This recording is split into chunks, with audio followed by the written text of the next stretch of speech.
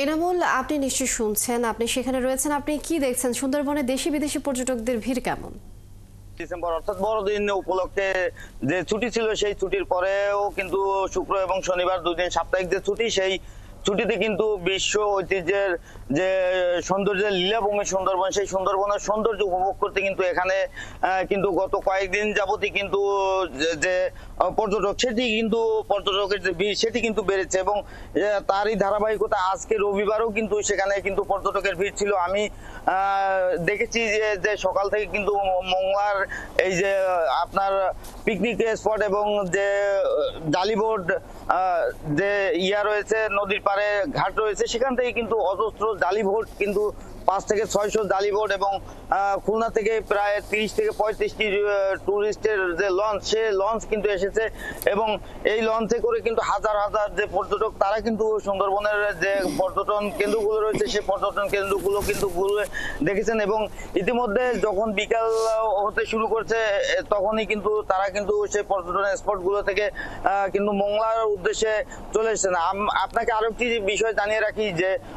সুন্দরবনের যে পর্যটন কেন্দ্রগুলো রয়েছে সে সকল পর্যটন কেন্দ্রগুলোর ভিতরে কিন্তু সবচেয়ে কাছের পর্যটন কেন্দ্র কিন্তু করমজল। এই করমজল কিন্তু মংলার থেকে আপনার নদী পথে যেতে মাত্র 15 থেকে 20 মিনিট সময় লাগে ট্রলার জালিবোর্ডে। এই সুযোগ এবং সুবিধা নিয়ে পর্যটকরা কিন্তু মংলা হয়ে সবচেয়ে বেশি সুন্দরবনের যে পর্যটন কেন্দ্রগুলো রয়েছে সেই পর্যটন কেন্দ্রগুলো ভ্রমণ করে থাকেন। এই বাংলাদেশের যে কোনো প্রান্ত অর্থাৎ দূর দূরান্ত থেকে মংলার যে পিকনিক কর্নার, সেই পিকনিক কর্নারে কিন্তু বাসে আসতে পারেন এবং বাসে আসার পরে কিন্তু এখানে যে নামার পরেই কিন্তু আপনার জালিবোট নৌকা ট্রলার করে কিন্তু সুন্দরবনের বিভিন্ন টুরিস্ট পয়েন্টে কিন্তু তারা যেতে পারেন এবং এই যাওয়ার পরে এর সবচেয়ে কাছের যে পর্যটন কেন্দ্রটি রয়েছে সেটি হচ্ছে করমজল পর্যটন কেন্দ্র। এই করমজল পর্যটন কেন্দ্রে গিয়েই কিন্তু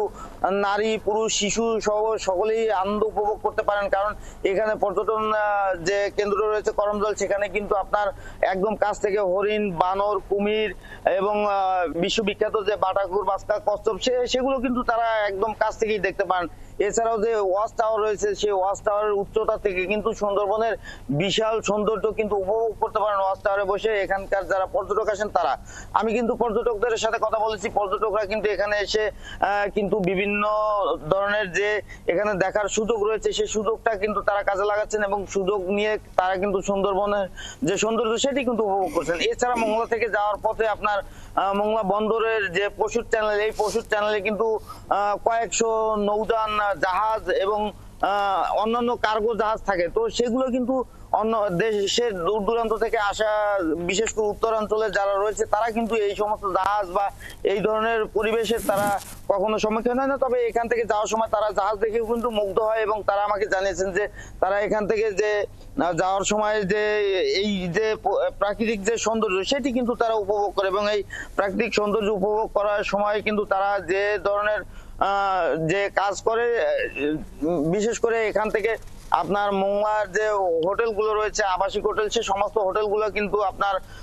ইতিমধ্যে 25 তারিখের আগের থেকে আজকে পর্যন্ত সর্বশেষ সাকুল্যেই বুকিং ছিল আমাকে জানিয়েছে হোটেল কর্তৃপক্ষ যারা এখানে রয়েছে। তবে পর্যটকদের অভিযোগও রয়েছে এখানে যে হোটেল মোটেলের যে মান সেটি নেই এবং মংলায় কিন্তু যে পর্যটক যে একটি পর্যটনবাহী সরকারি একটি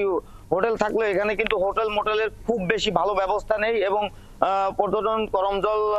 পর্যটন কেন্দ্র সহ অন্যান্য যে পর্যটন কেন্দ্রগুলো রয়েছে সেখানেও কিন্তু পর্যটকদের জন্য আপনি যেমনটি বলছিলেন প্রাকৃতিক সৌন্দর্য তারা উপভোগ করছেন।